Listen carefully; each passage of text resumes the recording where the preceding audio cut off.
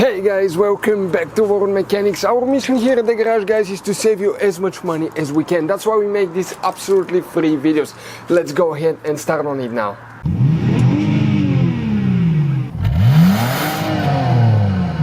Today we're going to show you how to replace the timing belt on a Chrysler PT Cruiser. It's about the same for all models except maybe for the turbo with minor differences, and it's the same from 2001 until 2009.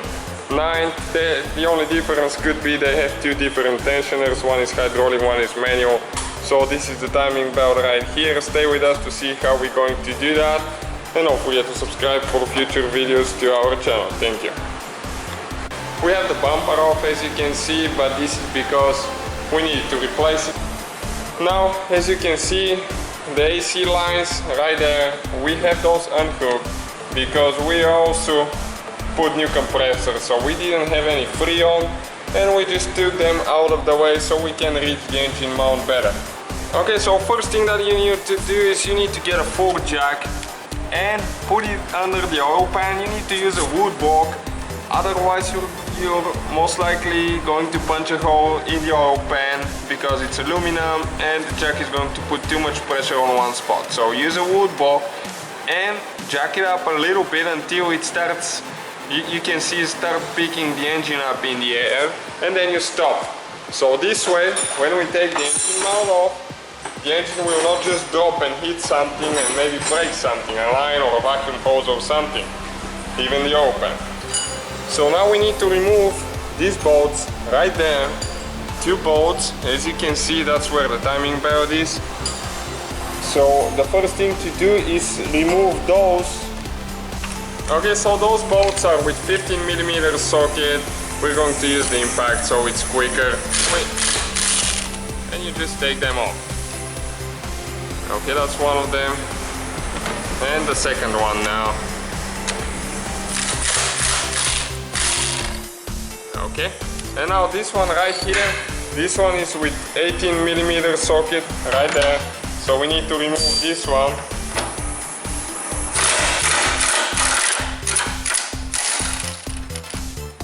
Okay, right there, pretty long bolt.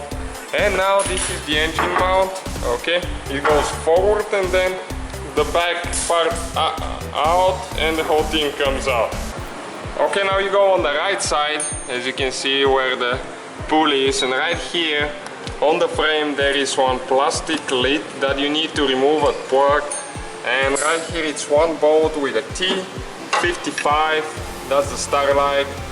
And you need to take this one loose. And those tend to be pretty tight there, so you might need to use some cheating bar. Okay, right there it's getting loose, so you need to take it off all the way.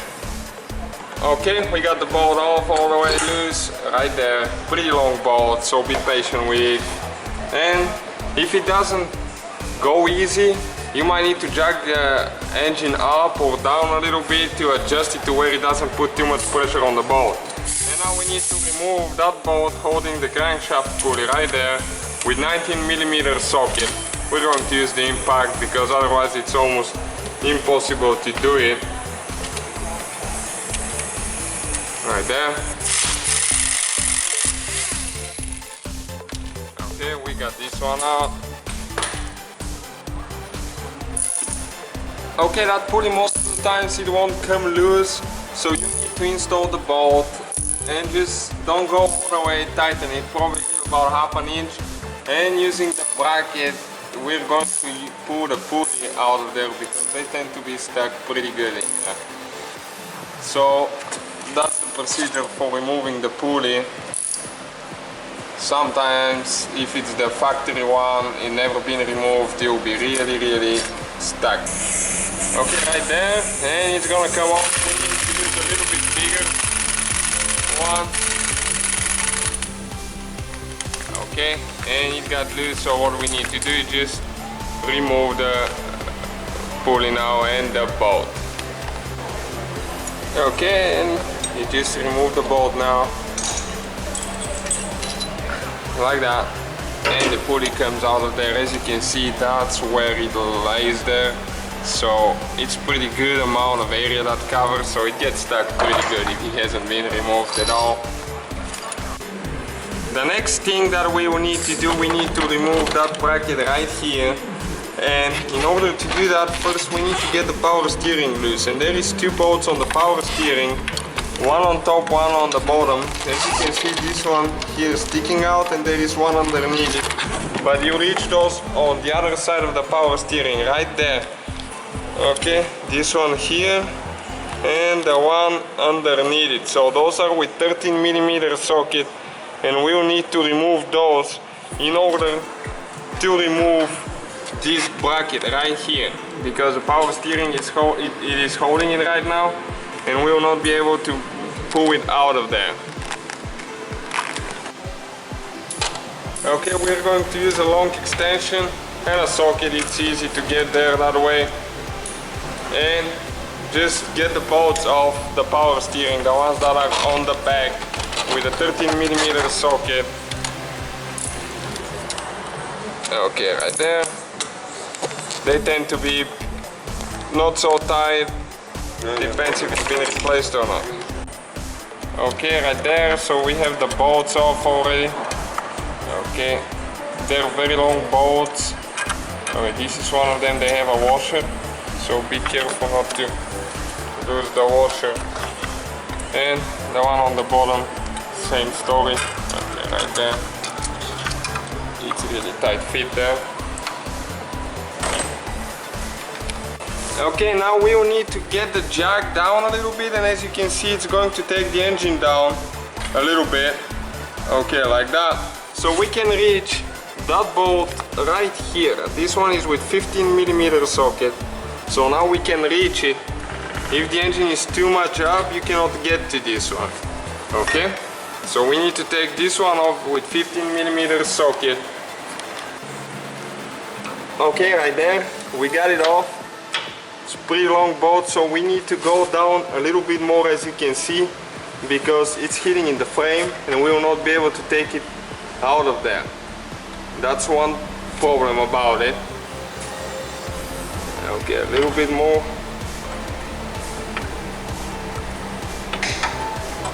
Okay, right there. So you have to go almost all the way down. And since we have the engine down right now, we're going to remove, there is two bolts right here on the bottom with 8mm socket. That's holding the plastic cover for the timing belt, so we're going to remove those.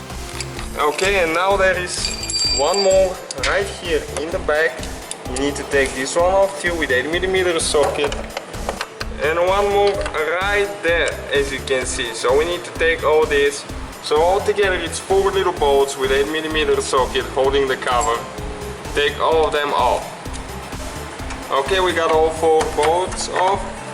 And now we should be able to pull that plastic cover off right there.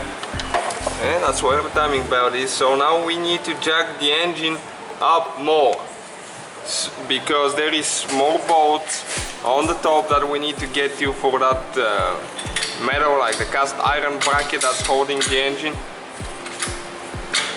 Okay, as you can see, it's going up. And it needs to go quite a bit. Okay, now right there, again in this hole, there is one bolt with 15mm socket, and in this hole right here in the back, there is one more. And since we got the engine up, we jacked it up, we can reach them and take them off. So you need to take both off all the way, and this should be the only thing holding that cast iron bracket. Those tend to be really tight, so careful not to hurt yourself when you get them loose. Make sure you have a good socket and a ratchet. Okay, that one is loose and this bolt is right there. You cannot take it off because there is not enough room. And now that bracket right there, where that engine mount is in the frame, there is 4 bolts with 13mm wrench. It will be more convenient if you use a wrench, I think. Here you need to take them off, all 4, so we'll be able to pull that thing out of there and not be in the way.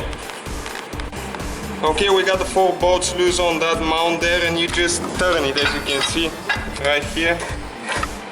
we turn it upside down so you have more room, and still we're almost coming out, but we're still hitting a little bit of power steering. And instead of just breaking a pulley or something, there is one more bolt behind the power steering right there with a 13mm socket. So by taking this one off, the whole power steering pump will slide to the front and it will give us enough slack to get that thing out of there. So just take that bolt off right there. Okay, right there now.